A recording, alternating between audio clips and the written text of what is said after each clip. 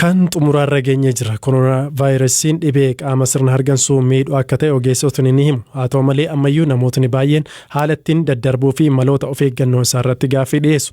Hospitaala Riferaalaa Shaashamanneetti hakiima kan ta'an Dr. Nuuraddiin Luukee maalummaa dhukkubichaa fi mallattoolee isaa akkasumas haala akkamiin of eeguun akka danda'amu irratti dubbiseera.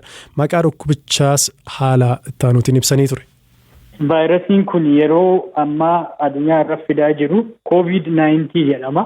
COVID-19 jechuun immoo Corona Virus Disease 2019 jechuun maqaa dhukkubootaaf qabaasu dhaabbata fayyaa addunyaati. Mallattooleen vaayirasii kanaa maalidha ka jedhu yoo ilaalle dura vaayirasiin kun erga nama vaayirasicha qabuuf namni tokko saaxilame booda turtii guyyaa 2 hanga 14 keessatti irra jireessaan immoo guyyaa 5 hanga 6 keessatti mallattoo mul'isuu eegala jechaadha.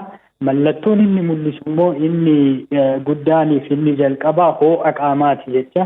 Achi booda kokkee nama goggossu jira. Namoota tokko immoo funyaan kana duuchuu fi urriitti baay'isuun mul'achuu danda'a.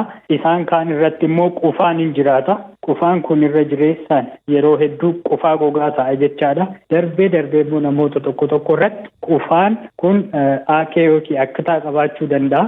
Namoota dhukkubni irratti hammate tokko immoo harganuu itti ulfaachuu fi dafee isaan hargansiisuun mul'achuu danda'a jechaadha. Dabalataan immoo mallattooleen vaayirasii dhukkubni kun mul'isuu danda'u maashaalee fi buuseewwan namaa irratti dhukkubbiin namatti dhaga'amuu fi miirri dhukkubbii jiraachuun hin jira. Garmalee nama dadhabsiisuun hin jira.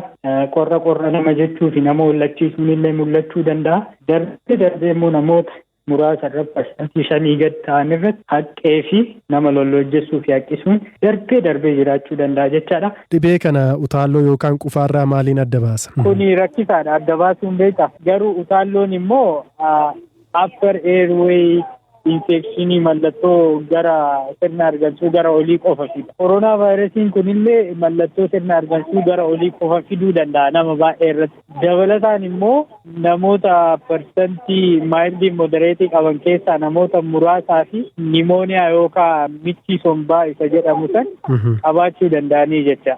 Isaan immoo parsantii 20 ta'anii critical severe cases jedhanii akkasitti adda bahu. Isaan sunniin immoo yookaan michii sombaan qabaatanii michiin sombaa isaan qabaatan suni tokko immoo oksijiiniidhaan yaalamuu oksijiinii barbaaduu danda'a. Sanirra illee immoo caalee hanga maashiniidhaan arganuu deemuu danda'an jecha. Hayyee haala akkamiin ittisuun danda'ama vaayirasii kana salphaatti uummanni akka hubatuuf? Yeroo namni qufa'u namni vaayirasichaan qabame kun qufa'u yookaan haxxifatu nama isa bira fageenya meetirii 2 yookiin tarkaanfii 2 gadi jirutti gaafa haxxifatu namni tokko waan biifamutu dhangala'oo xixiqqoo kaba'u jira yookiin gaafa qufa'us waan ba'u jira.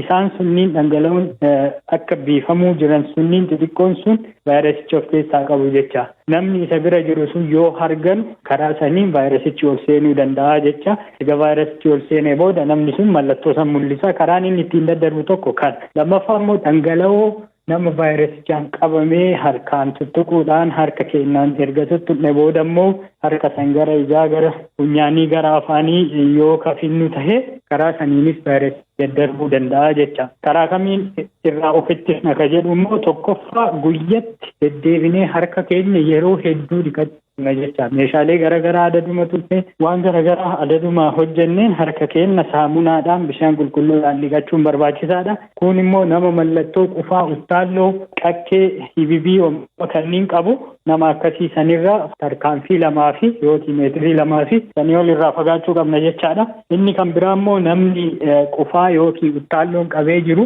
harka isaa ciqilee isaa cabsee gara afaanii fidee achi jalatti haxxifachuu qabaa jecha. Sooftiidhaan waraqaadhaan yookiin maarrabii jedhaniin qabatee haxxifachuu qabaa. Waraqaa san immoo sooftii san immoo bakkee namni biraan geennetti bakkee cufaa ta'etti gatuu qaba jechaadha. Inni biraa immoo namootaan hariiroo namootaa wajji goon harka wal fuudhuu amma irratti hin barbaachisu jecha vaayirasicha. Vaayirasiin kun afaaniin qofa afaanii yookaan karaa funyaanii qofa gara namaatti seena moo waltuqumaan karaa gogaa namaa seenuu danda'a? Amma namni tokko waan namni vaayirasichaan qabame tuqe tokko namni biraa deemee harkaan tuqee waan san erga harkaan tuqee booda gara afaanii yookaan gara ijaa yookaan gara funyaanii yoo fide vaayirasichi achiinis mukoosaa saniin illee seenuu danda'a jecha. Kabajamtoota dhaggeeffattoota keenya sagantaa raadiyoo gabaasa addaa dhimma koronaa vaayirasii irratti xiyyeeffate har'aatiif qopheessine asumarratti xumurreeti kan jiru jechuudha. Qopheessaan Hamzaa Hussein ture kan isiniif dhiyeesse immoo Zalaalam Taaddasaati. Gaafa wiixataa walitti deebina torban gaarii qabaadha.